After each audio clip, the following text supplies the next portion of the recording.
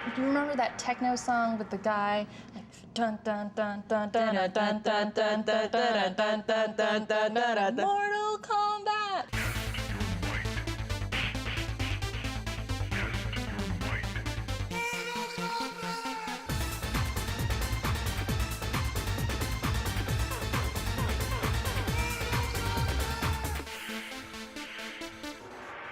Mortal Kombat definitely had a profound effect on people, much the way Halo has an effect on people today. You see like people in a trance just like walking through the street. I think my little brother is the one that introduced me to Mortal Kombat, and he was 10 at the time, so I had to give him an ass beating immediately. Mortal Kombat was created by John Tobias and Ed Boon, who are industry legends in their own right. Ed Boon and John Tobias were responsible for a lot of young men wasting a lot of precious afternoons and evenings. Also probably blowing off a lot of steam. Midway created Mortal Kombat in order to kind of knock the Street Fighter games off their perch. There was a huge arcade draw, and there was a cult phenomenon around them. To compete with Street Fighter, instead of trying to just, copy it and do the same thing, they did something original. They used real people instead of cartoons and made everything just a little grittier, a little more realistic. Street Fighter was fun, but it's not quite ripping someone's spine out. I think the first time we saw the blood gush out of someone's open neck hole, our hearts just filled with joy. One of the cool things about Mortal Kombat was always the story. It reminded me of old kung fu flicks where reality was just some place you stopped by on the way to go someplace much cooler. The basic gist of it is that there is a tournament, and whoever wins the tournament gets to rule the dimension of Earth. I don't know who came up with that rule. It probably wasn't the greatest idea to decide who rules the Earth with a tournament, but they did. They came up with it. And then the tournament goes bad and falls into the hands of Shang Tsung.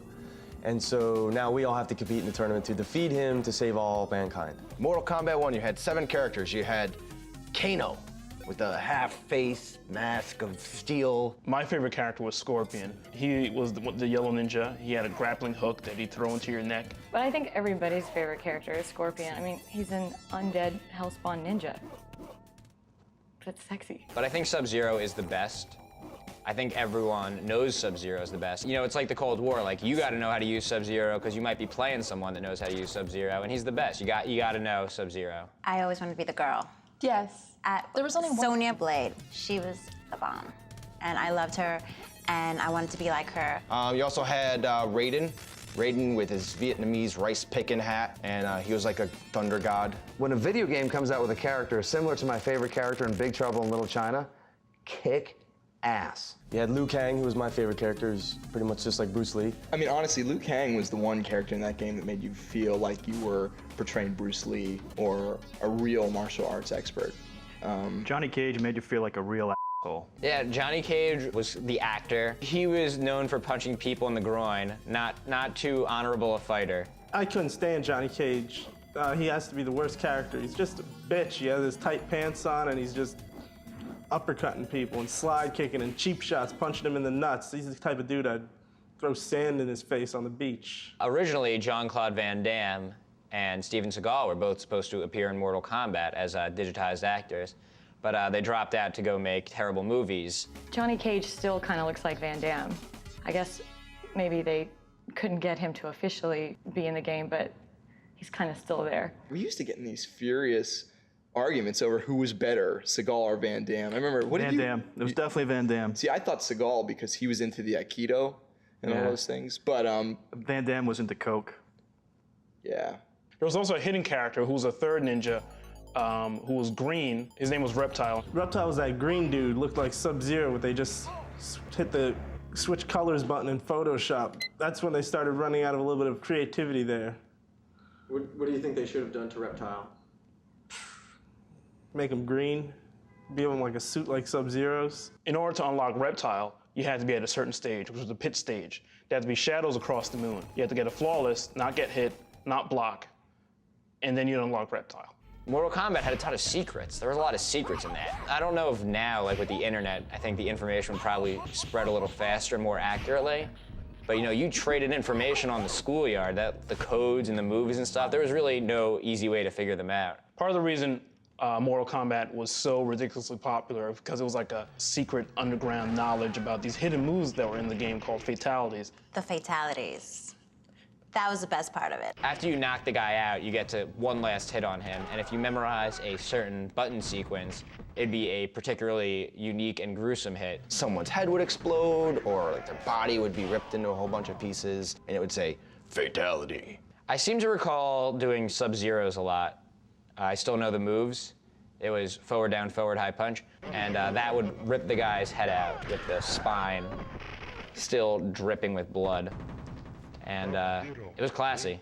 It was a classy move for a classy game. The guy who knew all the fatalities was like the Mac Daddy of the cafeteria. He had the strut, he had the look, everybody knew Fatality Master. All of them would kind of be like this, like, just like waiting. They weren't like, you know, taking any energy they had and like crawling away from like the fight. This is also about the time when these home console ports of games were fairly accurate to the arcade ones. Before that, they were always worse. And the Super Nintendo one was a little bit better. The graphics were a little bit better. But the Genesis version was still significantly more popular because the Super Nintendo one didn't have the blood. They took out all the blood, all the gore, all the guts. They took out all the fatalities. It boosted the sales for Sega. Like, the Sega Genesis sales shot through the roof when you found out that you could still rip someone's spleen out and, you know, toss them off a cliff onto a bed of spikes. Mortal Kombat, again, I mean, this is one of the first times the graphics are so realistic and the violence is so well rendered that it actually became an issue. Senator Joseph Lieberman brought this before Congress, and it became a federal issue, violence in video games. And there were some hearings to kind of put some ratings on the games, much like movies and CDs even at that time. Lieberman's son must have been the most embarrassed kid in school, you know, because his dad was like trying to ruin video games for everyone. I mean, it probably made him cry a lot. I mean, without Mortal Kombat, there'd be no video game rating system. It completely pushed the boundaries. So as if, you know, Mortal Kombat 1 wasn't good enough, of course they're going to put out a sequel, and we all know sequels usually suck, but Mortal Kombat 2 was great. Mortal Kombat 2 was a huge success. I almost flunked out of college because of it. It made me want to take up karate lessons. And then a week later, I quit when I realized it was a lot easier to just do forward, high punch to freeze someone and knock them out.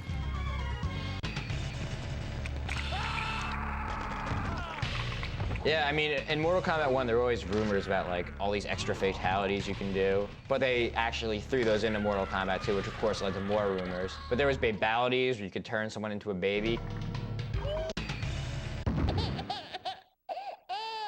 What you did with that baby was your choice. You could either let it sleep or shake the sense out of it to stop it from crying. They had the friendship, which was, I think, kind of like a response to the whole congressional hearing, you know, hey, look, here's a flower. Friendship? At our college, they paired us together randomly and we became roommates. We met, this guy turned to me and I said, friendship. Yeah, and he just dropped his pants and had like a French cruller or something around it. Yeah, if you won 25 games in a row, I believe, you were able to unlock and fight Noob Saibot, which, if you reverse those names, it's Boone and Tobias, which are the creators of the game. Which was pretty crafty of them to sort of leave a semi-egotistical Easter egg for you later on in the game. It was kind of a clever way to go about making sure people knew who they were. The game was such a hit that they, of course, took it obviously to the next level, which was to make really crappy movies. Yes, I was at the Mortal Kombat movie opening day. Don't ask me about it. I don't remember any more past that I saw it that opening day. With the success of Mortal Kombat 2, they had really raised the bar, and there were a lot of people wondering, can they take it further? Are they actually going to be able to make one that was better than Mortal Kombat 2? I don't think they did. Unfortunately, I was able to play Mortal Kombat 3. I put in a few quarters in and things weren't the same. It's like when you go back home and just everyone's different. Your best friend smokes crack. It just changed, man. You could tell that the series was stretching. They were adding so many new characters and so many secret hidden things, and it was like, all right, let's just throw everything at it and see if we can milk the sales for the last-ditch effort of the series. And then Mortal Kombat, not realizing their faults, goes for Mortal Kombat Gold. Mortal Kombat Gold? Mortal Kombat garbage. There was no need for it. So in '99, some of the big guns from Midway actually left the company, to include co-creator John Tobias. John Tobias left. Basically, he and Ed Boon broke up. It was very sad.